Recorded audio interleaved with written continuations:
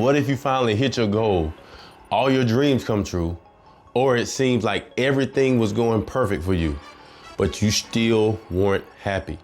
What if you finally get the thing you've been chasing your entire life, and instead of feeling fulfilled, you feel empty?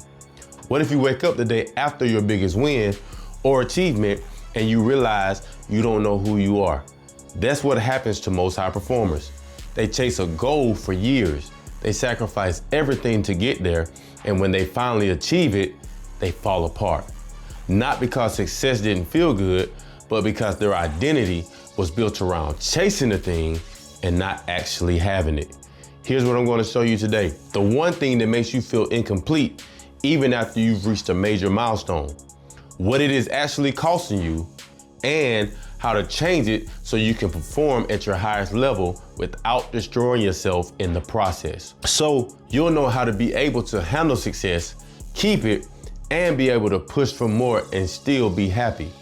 If you're a high performer who's achieved success, but still feels like something's missing, this is for you. If you look like you have it together on the outside, but you're struggling on the inside, this is for you. If you're chasing the next goal, hoping it'll finally make you feel whole, this video is for you. I've been there and I know how it feels, so let's talk about it. But before I tell you what that one thing is, let me show you how it usually plays out for most high performers. There's a guy by the name of Michael Phelps. I'm pretty sure you've heard of him. The most decorated Olympian of all time.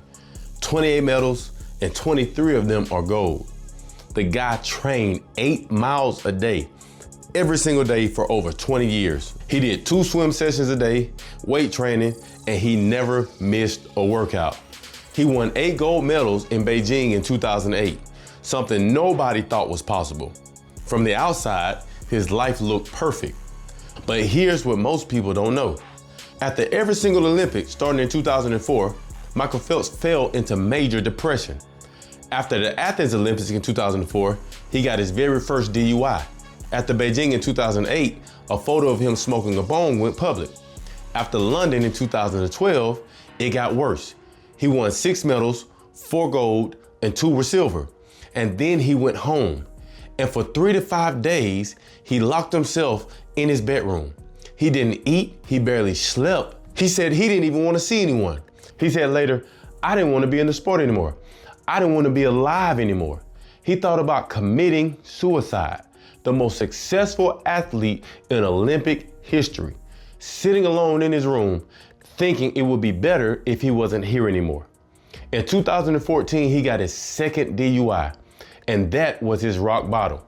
He checked himself into an inpatient treatment facility, started therapy for the very first time, and here's what he had to say about it.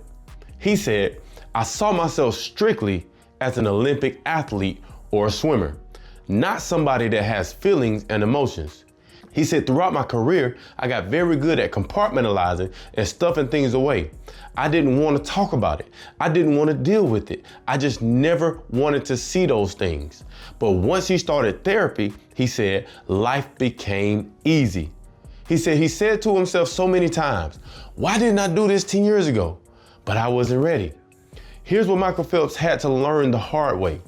He had to learn that achieving your goals won't fix what's broken on the inside of you, because the problem isn't external, it's internal.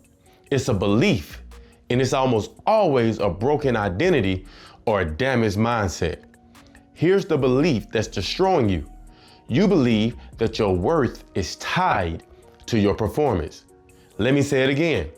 You believe that your worth is tied to your performance, meaning that if you're not achieving, you're not valuable. And that belief is slowly killing you, eating away at you, and it's making you unhappy. That belief leads to depression in a lot of high performers, like athletes and entertainers, CEOs, leaders like pastors, politicians, and even entrepreneurs. Now you might be thinking, that's not me. I don't believe that. I don't have that problem. But let me walk you through some examples and you can see if you relate to any of these. When you achieve a goal, the high only lasts for a few days. Then you're already chasing the next one because standing still feels like you're falling behind. When you're not performing, You feel anxious, guilty, or even empty. You don't know who you are outside of what you achieve. You can't reset without feeling like you're wasting time. You define yourself by your wins. And when you lose, it feels like you lose yourself. If any of that sounds like you, then this belief is what's running your life right now. And here's what Michael Phelps discovered. This belief doesn't just make you unhappy, it makes achievement feel meaningless. Because no matter how much you win, it's never enough. Now, it's time to see what this belief is actually costing you. There are 7 major consequences that I found for this belief. I'm going to walk you through the first 3, and then I'll tell you a little bit about the other 4 because I don't have time today to break them all down. All right, the first consequence, achievement feels empty. If your worth is tied to your performance, then every achievement feels empty because the win doesn't change who you are, it just proves what you already believe. I'm only valuable when I'm winning. So the high lasts for a day, maybe even 2, and then you're chasing the next goal. Michael Phelps experienced this after every Olympics. He would spend 4 years training, sacrificing his body, sacrificing everything, sacrificing his time to win gold medals. And then he'd come home and fall into a deep depression. Why? Because his identity said, my worth equals my medals. So when the medals were won, he didn't know who he was anymore. He said, I saw myself strictly as an Olympic athlete, not somebody that has feelings and emotions. In other words, he didn't even really view himself as a human being. I think I know why this is the case for most high performers. For so long, they have been the rock for their families, their companies, their businesses, their employees, their members, their teammates, their players, and their schools. They never took time to find a rock for themselves. That's why I created this high performance coaching program. It's a mindset and performance program to get high performers back to operating at the level that they are capable of and performing and executing consistently. I work with entrepreneurs, executives, athletes, and leaders from all over the world to help them reprogram their mind so they can have what they want and feel fulfilled when they get it. If this sounds like something that you would be interested in, go to my website, www.marquezpod.com, and book you a free strategy call where we can see if we're actually a good fit to work with each other. The link is in the description as well. And I must make this clear. I don't work with everybody, and I really don't want to. I only want to work with those that are willing to do the necessary work that is required for them to become high performers and to stay a high performer. Like I said, the link is in the description. All right, so after the Olympics, Phelps said 80% or more of Olympians go through post-Olympic depression because they built their entire identity around achieving a goal. And once they achieve it, they're lost. Here's what that costs you. You achieved the thing you've been chasing for years. And instead of feeling fulfilled, you feel empty. Because the achievement didn't fix what was broken inside. It just exposed it. All right, so the second consequence is you can't live in the moment. If your worth is tied to your performance, then you can't enjoy where you are because you're always focused on where you're going. And let me make this clear. You should give more weight to the future version of you more than you do to the past or the present version of yourself. But that doesn't mean that you can't enjoy what you have or what you've accomplished. You win, but you can't celebrate because you're already thinking about the next goal. You rest, but you feel guilty because rest feels like you're falling behind, like if you stop or something, someone else is gonna pass you. So you're with your family, but you're mentally still working because family time doesn't get you to your goal.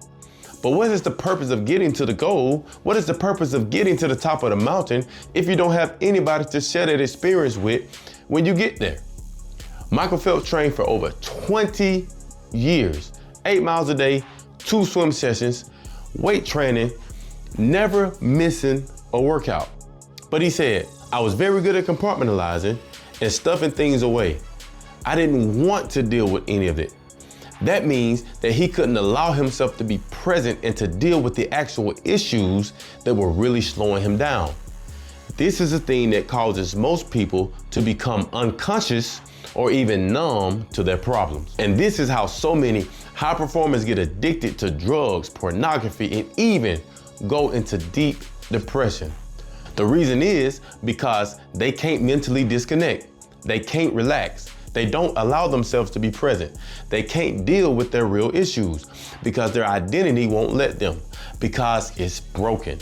All right, the third consequence is you destroy your mental health.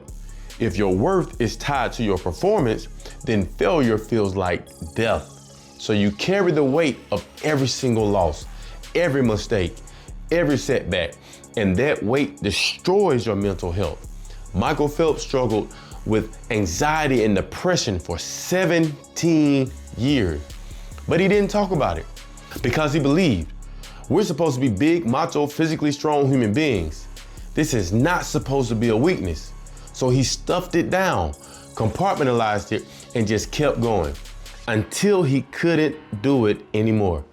It's kind of like when you hear your tire blow on your car and you still keep going anyways because you're just too focused and concerned with getting to your destination.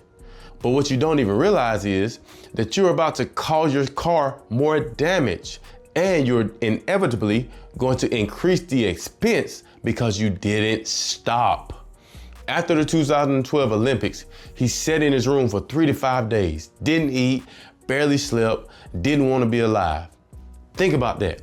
The most decorated Olympian of all time thinking about suicide because his identity couldn't handle the pressure of being Michael Phelps, the swimmer. A lot of people were probably killed to be in his shoes until they found out how much his shoes actually weighed. 72% of high performers say their mental health affects their decision making. 53% of high performers experience burnout. 65% have experienced at least one episode of severe burnout that required time off or mental health intervention. Here's why that matters. You're making decisions that affect your career, your team, and your family's future, and you're doing it while dealing with mental health issues that you won't talk about because you believe that asking for help is a sign of weakness. And you were led to believe that high performers like yourself aren't supposed to have any weaknesses. But you are not the high performer who suffers in silence anymore and doesn't do anything about it, are you? That's why you're still watching this video. You refuse to allow a warped mindset and twisted beliefs to control your life and cause you to not be able to perform at the level that you know you're capable of. Now, I don't have time to break down all 7, so let me give you the remaining 4 consequences. The 4th one is you lose yourself. You don't know who you are outside of what you achieve. Your entire identity is built around performance. So when you're not performing, you feel lost. 59% of high performers can't separate who they are from what they do. Number 5, you sacrifice your relationships. Everything or anything that doesn't produce gets deprioritized, including the people you love. 38% of high performers have reduced social interactions outside of work, meaning they don't have a life. Number 6, you burn out easier. You can't sustain performance driven by fear of being worthless. Eventually, your body and your mind break down. And when you crash, the belief gets stronger. You'll tell yourself, see, I'm not good enough. And the 7th one is you self-sabotage. You get close to the next level and then you back out because more success equals more pressure. And if your worth is tied to your performance, that pressure becomes unbearable. 84% of high performers experience imposter syndrome. So if any of these are showing up in your life, it's because of that same belief. Now, let me show you why you have this belief in the first place. Because once you understand where it came from, then you can remove it and you can do something about it. Because remember, you can't change reality until you face reality. And I know you're the type of person that can change because if you weren't, you wouldn't have made it this far in the video. All right, so the first reason is you were rewarded for performing. When you were young, you would get attention when you perform. You win a game, your parents are proud. You got good grades, you got praise. You achieve something, you got a reward. So your brain, it learned that my worth equals my performance. And that belief is what allowed you to become the high performer that you are today. But it's also destroying you because now you can't stop performing. Even when your body and your mind are breaking down, even when you need to pull away, your brain won't let you because your identity was built on grinding to get validation. All right, so that brings us to the second one. Your identity was built around your achievement. Michael Phelps said it perfectly. I saw myself strictly as an Olympic athlete, not somebody that has feelings and emotions. His entire identity was built around being a swimmer. So when he wasn't swimming, he didn't know who he was. And that's what's happening to you. Your identity is built around what you do, not who you are, not who you need to be. So when you're not doing that thing, you feel lost and you feel empty. All right, so now we go to the third reason. You're afraid of who you'd be without it. Here's the scariest part.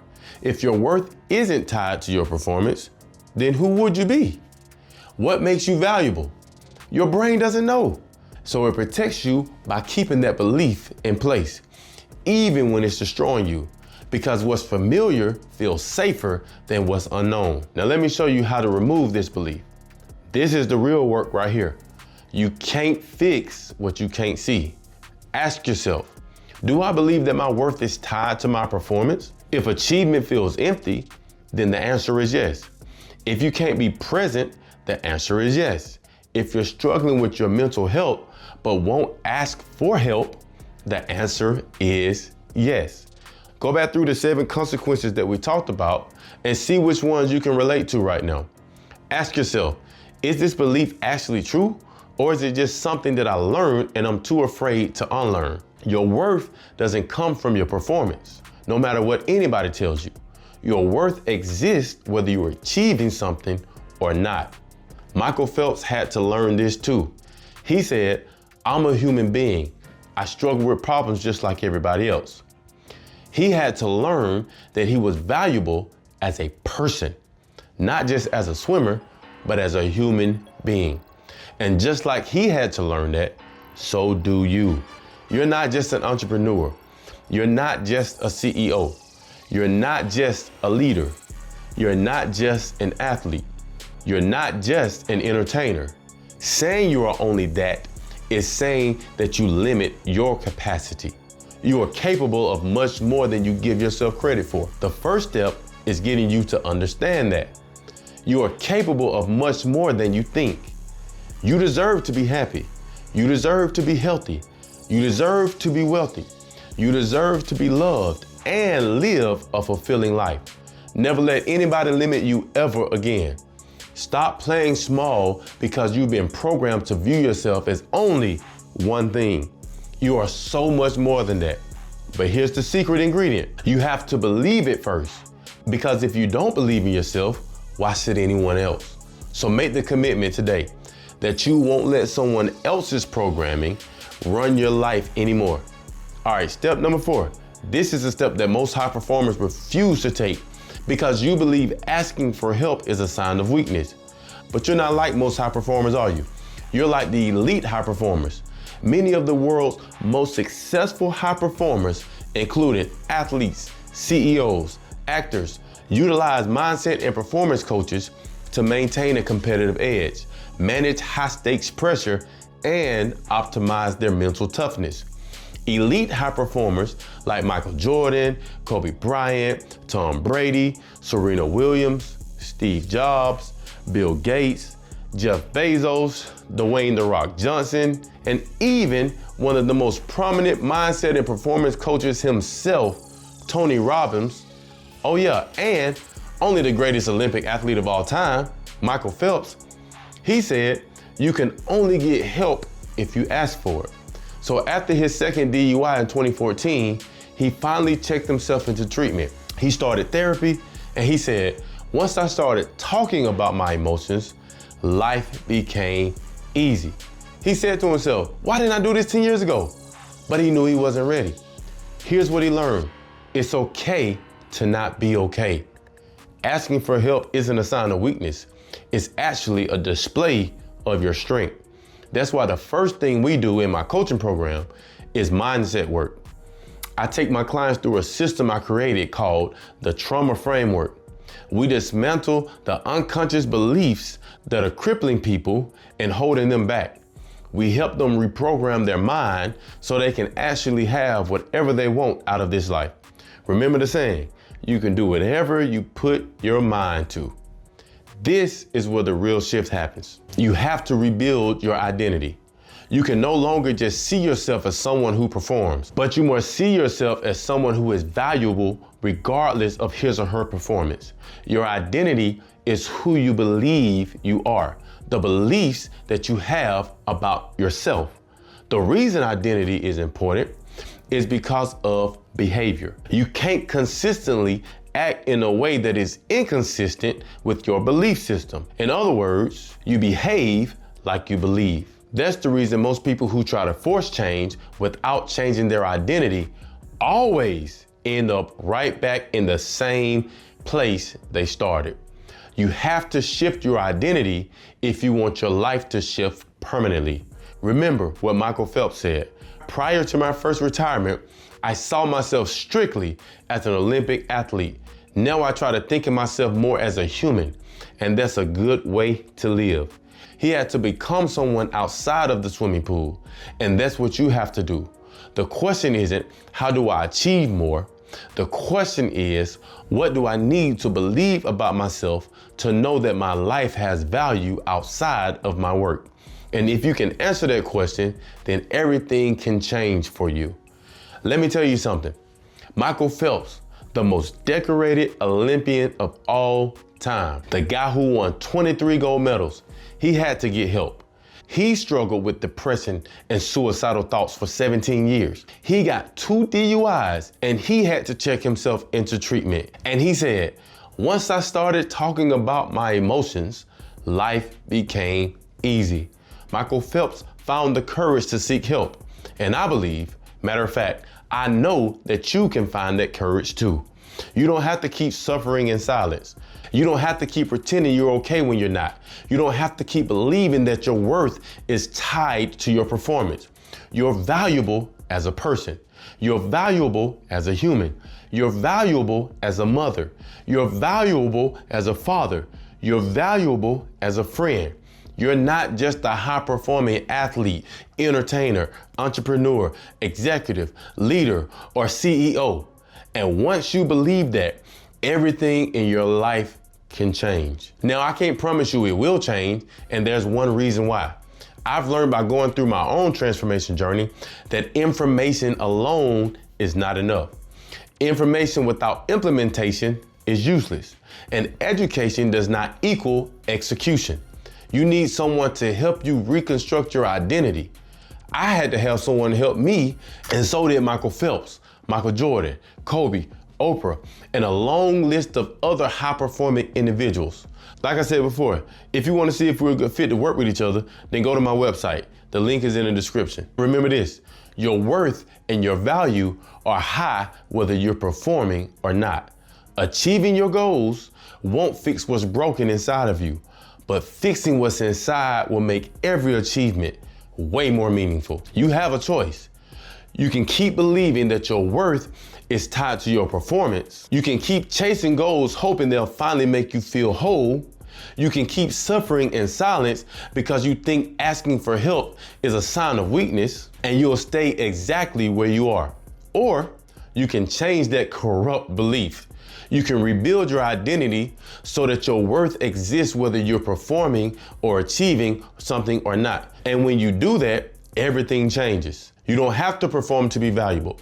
You don't have to win to be worthy. You just have to be willing to ask for help. The choice is yours. I want you to know that you're not alone, and you don't have to try and figure this out by yourself. That's why I created the Identity Transformation Blueprint. It's a free guide that helps you identify the beliefs that are slowing you down, understand where they came from, and remove them so you can perform at your highest level. Come in the word identity, and I'll send you the link. I hope you found this video valuable. If you did, do me a favor and hit that like button and subscribe to the channel so that you can learn how to reprogram your mind and use it properly to get what you want in your life, your relationships, and improve your performance.